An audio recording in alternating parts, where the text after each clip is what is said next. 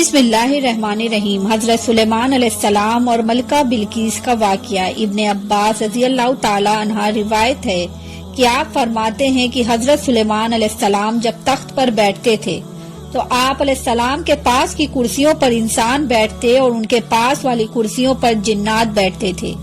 جنات کے بعد شیاطین بیٹھتے، پھر ہوا اس تخت کو لے کر اڑتی اور معلق تھما دیتی، پھر پرندے آ کر اپنے پروں سے سایہ کر دیتے، پھر آپ ہوا کو حکم دیتے اور وہ پرواز کر کے صبح صبح مہینے بھر کے فاصلے پر پہنچا دیتی۔ اس طرح شام کو مہینے بھر کی دوری طے ہوتی۔ ایک مرتبہ اسی طرح آپ جا رہے تھے جب پرندوں کی دیکھ بھال جو کہ ہدہد کے ذمے تھی اس کو غائب پایا تو آپ بڑے ناراض ہوئے اور فرمایا، چند گھنٹے ہوئے وہ مجھے نظر نہیں پڑتا، یا سچ مچ میں غیر حاضر ہے۔ اگر وہ واقعی غیر حاضر ہے تو میں اسے سخت سزا دوں گا، بلکہ ذبح کر دوں گا۔ ہاں یہ بات اور ہے کہ وہ غیر حاضری کی کوئی معقول وجہ بیان کر دے۔ ایسے موقع پر آپ پرندوں کے پر نچوا کر زمین پر ڈال دیتے تھے، جس سے وہ کیڑے مکوڑوں کی خوراک بن جاتے تھے۔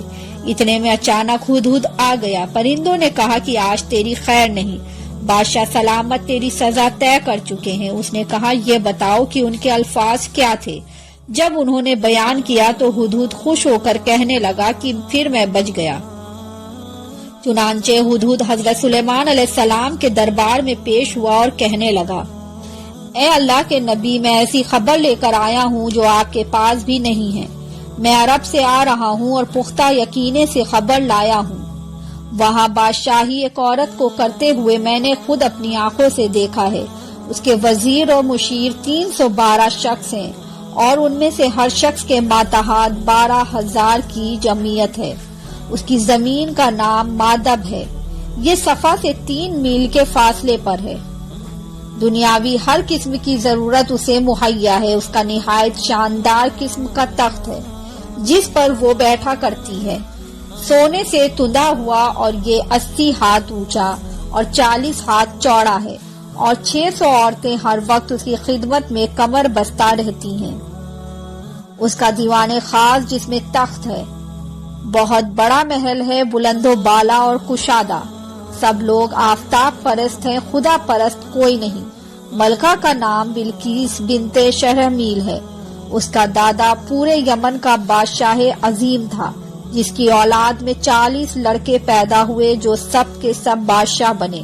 اس کے والد نے ایک جنیا عورت سے نکاح کر لیا تھا، اس کے بطن سے بلقیس پیدا ہوئی۔ جنیا سے نکاح کے متعلق وجوہات بیان کی گئی کہ ایک یہ کہ اپنی حکومت اور سلطنت کے غرور والے لوگوں سے کہتا کہ تم میں سے کوئی میرے لائق نہیں۔ اس کا نتیجہ یہ ہوا کہ لوگوں نے اس کا نکاح جنیا سے کرا دیا۔ سلیمان علیہ السلام ہدہد کی زبان سے ملکہ بلقیس اور اس کی قوم کے متعلق بیان سن کر کہنے لگے کہ مجھے معلوم کرنا ہوگا کہ تو سچ کہہ رہا ہے یا جھوٹ بول رہا ہے۔ میرے اس خط کو لے جا کر ملکہ بلقیس کو دے دے اور پھر ان کے پاس سے ہٹ کر دیکھنا کہ وہ کیا جواب دیتی ہیں۔ ہدہد اس خط کو اپنی چونچ میں دبا کر ملکہ بلقیس کے محل میں پہنچ گیا۔ ملکہ اس وقت خلوت خانہ میں تھی۔ ہدہد نے نہایت خاموشی اور احتیاط کے ساتھ خط ان کے سامنے اس طرح ڈالا کہ وہ جان نہ پائیں کہ ہدہد کہاں سے آیا۔ ملکہ اپنی گود میں پڑے خط کو دیکھ کر محتاط ہو گئیں اور خوفزدہ بھی، لیکن اتنا اندازہ ضرور ہو گیا کہ یہ کوئی عام خط نہیں ہے، معظم مکرم ہے، اس پر مہر بھی لگی ہوئی ہے۔ اس خط میں خط لکھنے کے تمام اصول پڑھتے گئے۔ خط لکھنے کے لیے پہلی شرط یہ ہوتی ہے کہ خط کا آغاز ہی اس طرح ہو کہ خط لکھنے والے کا نام، پتہ مخطوب الہی کے نام میں آ جائے کہ کس نے خط لکھا ہے۔ ایک اہم بات کہ خط کا آغاز اللہ تعالیٰ کے پاک اور بابرکت نام سے کیا جائے۔ کہا جاتا ہے کہ حضرت سلیمان علیہ السلام سے پہلے کسی نے خط میں بسم اللہ الرحمن الرحیم نہیں لکھی۔ حضرت ابو ہریرہ رضی اللہ تعالیٰ فرماتے ہیں کہ ایک مرتبہ میں آپ صلی اللہ علیہ وسلم کے ہمراہ جا رہا تھا۔ آپ صلی اللہ علیہ وسلم نے فرمایا، میں ایک ایسی آیت جانتا ہوں جو مجھ سے پہلے سلیمان داؤد علیہ السلام بعد کسی نبی پر نہیں اتری۔ میں نے استغفار کیا، وہ کون سی آیت ہے؟ آپ نے فرمایا بسم اللہ الرحمن الرحیم۔ خط مختصر لیکن بالغ انداز میں تحریر کیا گیا تھا۔ خط میں شاہانہ انداز ہی نہیں پیغمبرانہ شان بھی ظاہر ہوتی تھی۔ بسم اللہ سے ابتدا اس امر کی طرف اشارہ تھی کہ سرکشی چھوڑ کر ایک اللہ کی عبادت کرو۔ یہ کسی بادشاہ کا نہیں بلکہ پیغمبر کا دعوت نامہ ہے۔ ایک اللہ کی عبادت کرو۔ ملکہ عقلمند تھی، معاملات کو کس طرح طے کیا جائے بخوبی جانتی تھی۔ وہ با اختیار بھی تھی، ان کا فیصلہ ان کے اہل دربار کے لیے رد کرنا ممکن نہ تھا، پھر بھی اس نے مصلحتاً اپنا فیصلہ سنانے کی بجائے اہل دربار سے مشورہ کرنا ضروری جانا۔ چنانچہ اپنے تمام سرداروں کو بلوایا اور کہا کہ اس بادشاہی میں میری طرف ایک بہت ہی اہم اور وقوت والا خط ڈالا گیا ہے، جس میں مسلمان ہونے اور تابع فرمان بننے کی دعوت دی گئی ہے۔ تم سب جانتے ہو کہ میں کوئی فیصلہ تمہارے بغیر نہیں کرتی۔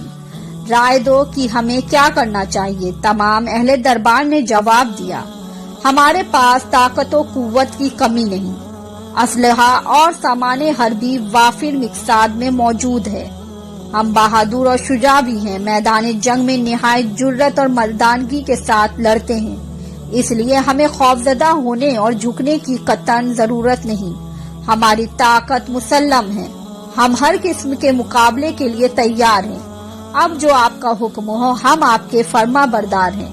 ملکہ بلقیس خود سے اندازہ کر چکی تھی کہ حضرت سلیمان علیہ السلام کے سامنے اس کے لشکر کی کوئی حیثیت نہیں، اگر جنگ کی نوبت آئی تو تباہی اور بربادی کے سوا کچھ نہ ہاتھ آئے گا۔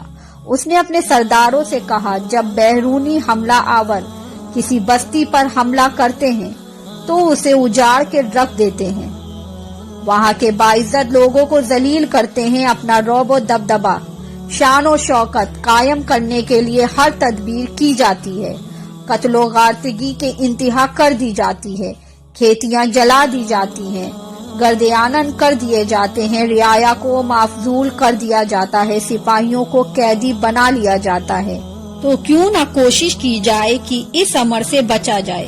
اس کا طریقہ یوں نکالا کہ فیصلہ کیا گیا کہ حضرت سلیمان علیہ السلام کی خدمت میں دیے اور تحائف بھیجے جائیں، اور ملکہ کا مقصود یہ بھی تھا کہ حضرت سلیمان علیہ السلام کی آزمائش بھی کی جائے۔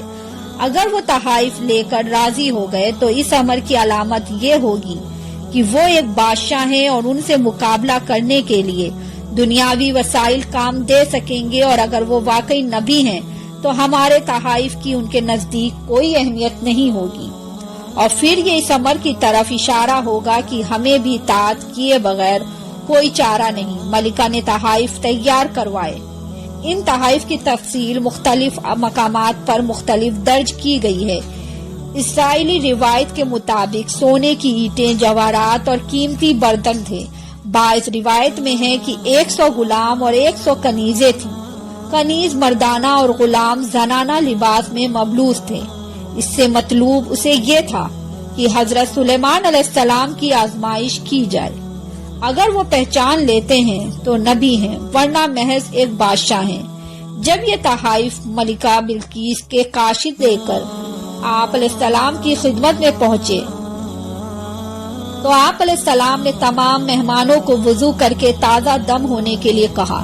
لڑکیوں نے برتن سے پانی بہا کر ہاتھ دھوئے، جبکہ لڑکوں نے برتن میں ہاتھ ڈال کر پانی لیا۔ یوں آپ پہچان گئے کہ اول ذکر لڑکیاں اور ثانی ذکر لڑکے ہیں۔ ایک روایت یہ بھی ہے کہ ایک گروہ نے کوہنی سے ہاتھ دھونا شروع کیا اور انگلیوں تک آئے، جبکہ دوسرے گروہ نے انگلیوں سے شروع ہو کر کوہنیوں تک ہاتھ دھوئے۔ بہرحال حضرت سلیمان علیہ السلام نے دونوں کو الگ الگ پہچان لیا۔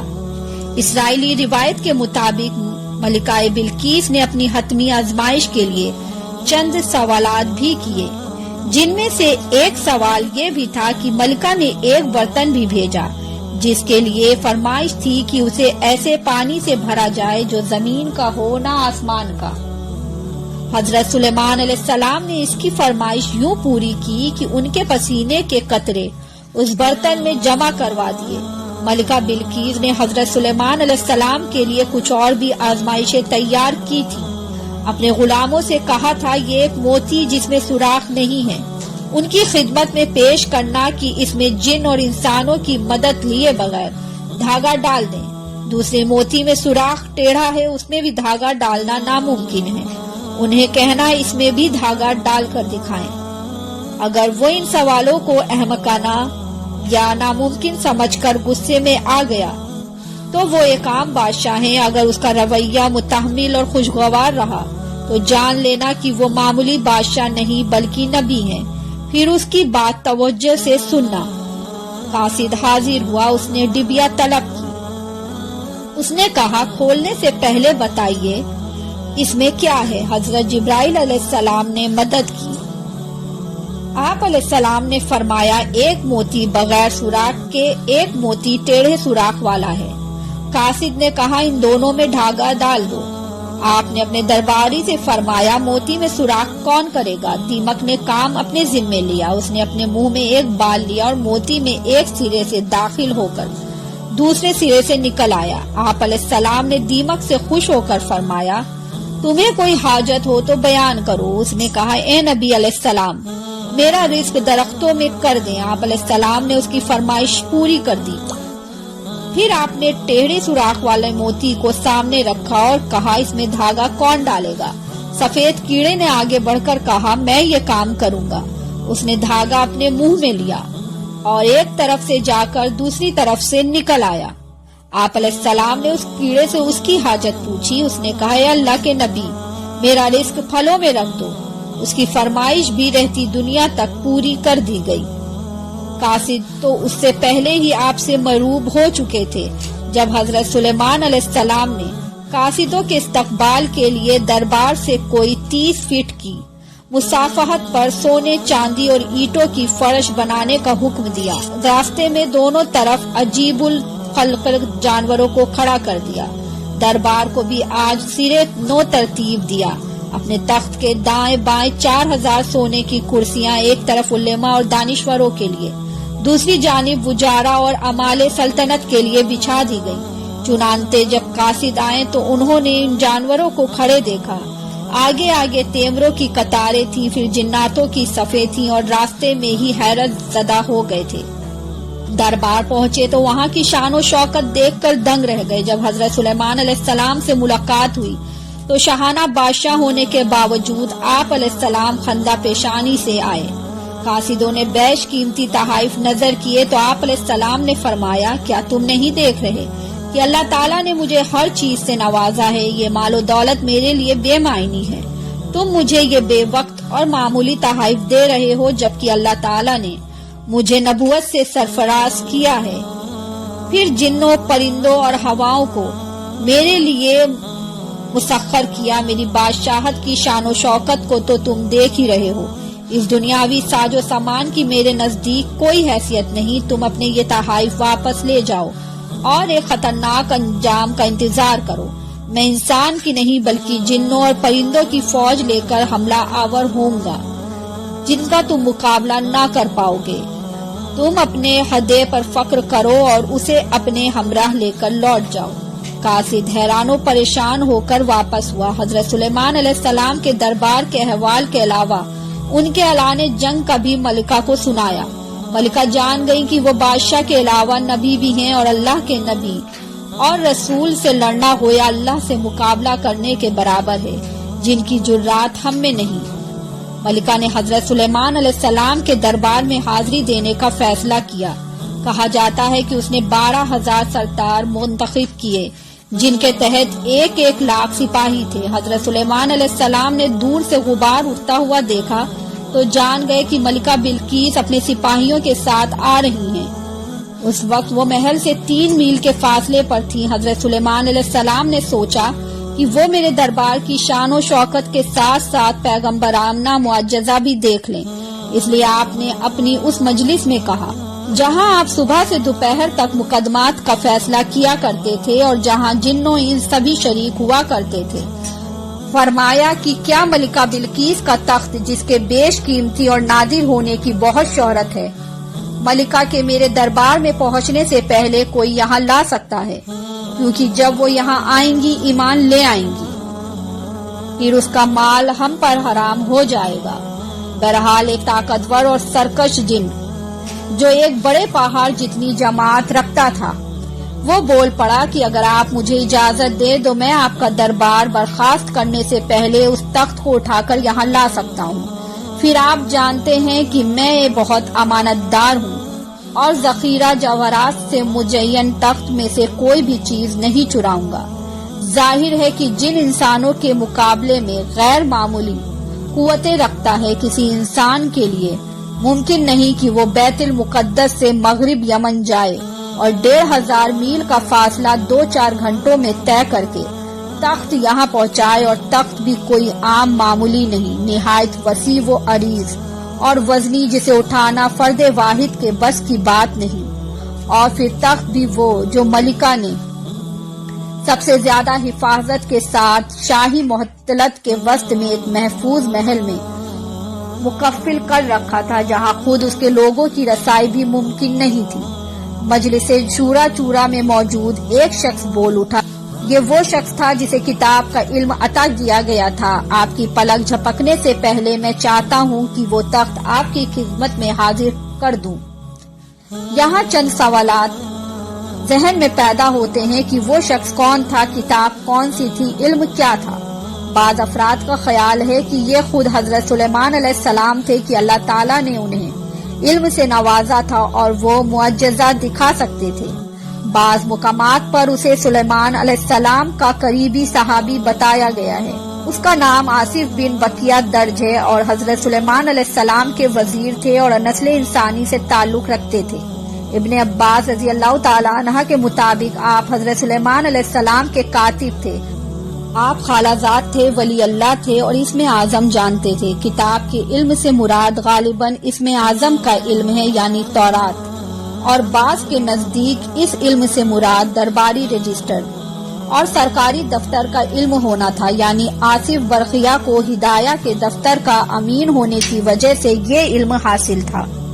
वो तख्त महल के किस हिस्से में महफूज है, ये बात अलबत्ता हो सकती है कि अल्लाह ने उन्हें करामात बख्शी थी कि जिसके सबब उन्होंने जिन की मुख्तसर मोहलत को भी तवील जाना और कहा कि मैं पलक झपकने से पहले तख्त हाजिर कर सकता हूँ। चुनांचे लम्हा बर्बाद ही हजरत सुलेमान अलैहिस्सलाम ने तख्त अपने सामने मौजूद पाया।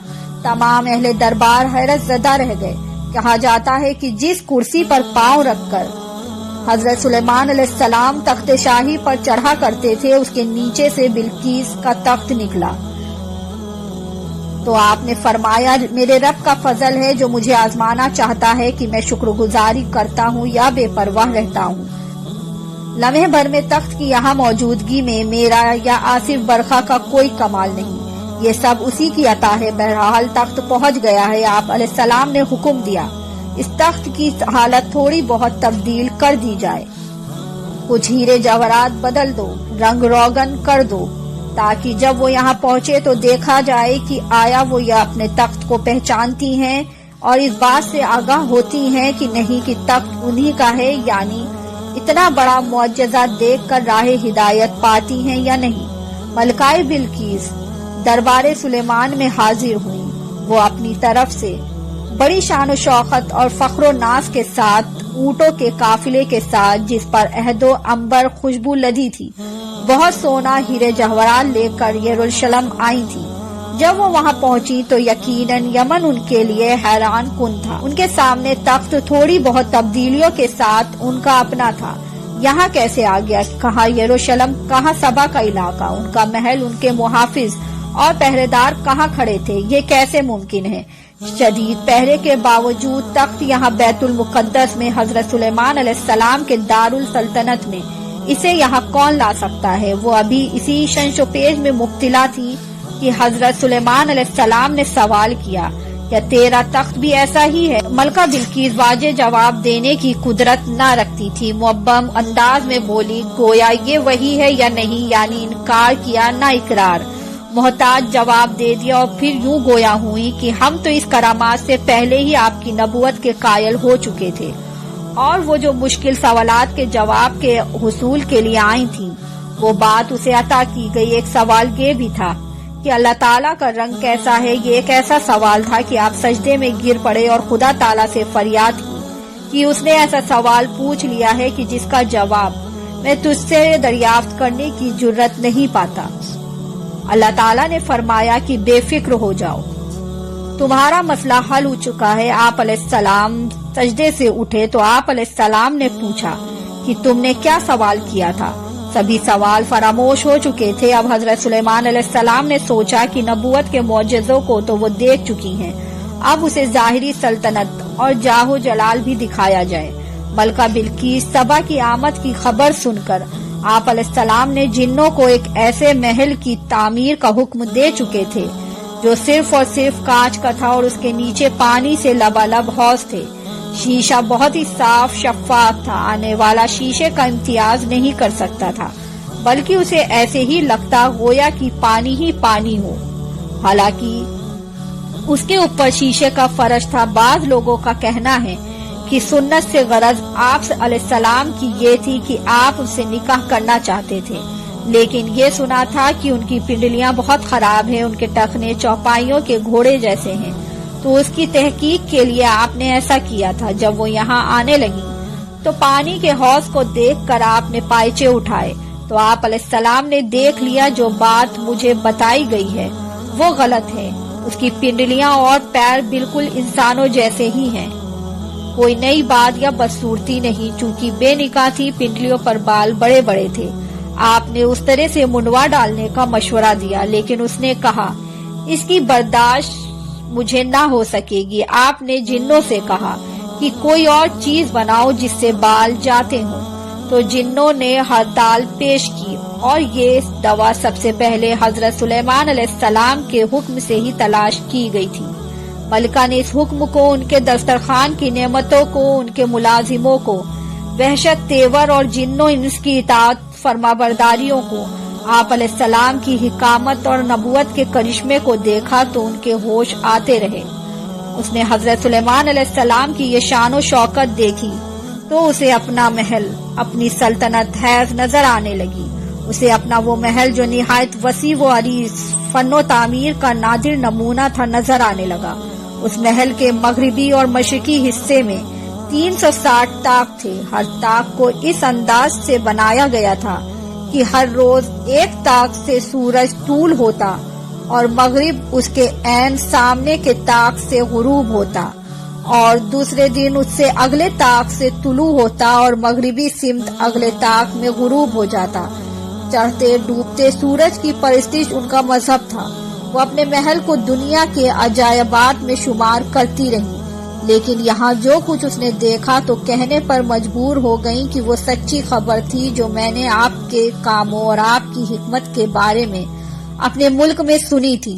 میں نے ان پر بھی یقین نہ کیا تھا جب تک کہ میں یہاں آ کر خود نہ دیکھ لیتی، بلکہ مجھے تو آدھا بھی نہیں بتایا گیا۔ آپ کی شان و عظمت تو اس سے کہیں زیادہ ہے جو مجھے معلوم ہوئی۔ ملکہ بلقیس ذہانت و فطانت میں بے مثال تھی۔ وہ جان چکی تھی کہ شان و شوکت کا اظہار صرف اس لیے نہیں کہ ان کی اطاعت کی جائے گی، بلکہ اس معجزانہ قدرت کا اظہار اس امر کی جانب اشارہ ہے، اس ہستی کی طرف بلاوا ہے جو کہ ہر چیز پر قادر ہے۔ یوں وہ اپنے شرک پر نادم ہوئی اور اقرار کیا کہ میں نے اپنے آپ پر ظلم کیا اور میں حضرت سلیمان علیہ السلام اور آپ کے رب کی فرما برداری امتی ہوتی ہوں۔ واضح رہے کہ اس دور میں عام رواج تھا کہ بادشاہ کا مذہب ہی عوام کا مذہب ہوتا تھا، اس لیے ملکہ بلقیس کے ایمان لانے کے ساتھ ہی ان کی پوری قوم بھی ممکن ہے کہ ایمان لے آئی۔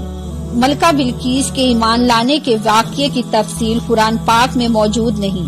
مختلف روایت، تفاسیر اور اصلاحی روایت سے رقم ہے کہ حضرت سلیمان علیہ السلام نے ملکہ بلقیس سے نکاح کر لیا تھا، لیکن اسے اس کے ملک پر برقرار رکھا تھا۔ چنانچہ ان کا قیام یمن میں ہی تھا اور حضرت سلیمان علیہ السلام نے اپنی ملکہ سبا کو 3 شاندار محل تعمیر کروا دیے تھے۔ آپ علیہ السلام ہر ماہ 3 روز وہاں قیام فرماتے تھے۔ اہل حبشہ ملکہ سبا اور حضرت سلیمان علیہ السلام کی اولاد ہونے کا دعویٰ کرتے ہیں۔ اللہ پاک ہمیں بہتر عمل کی توفیق عطا فرمائے اور ہمیں نیک کاروں میں شامل کرے، آمین۔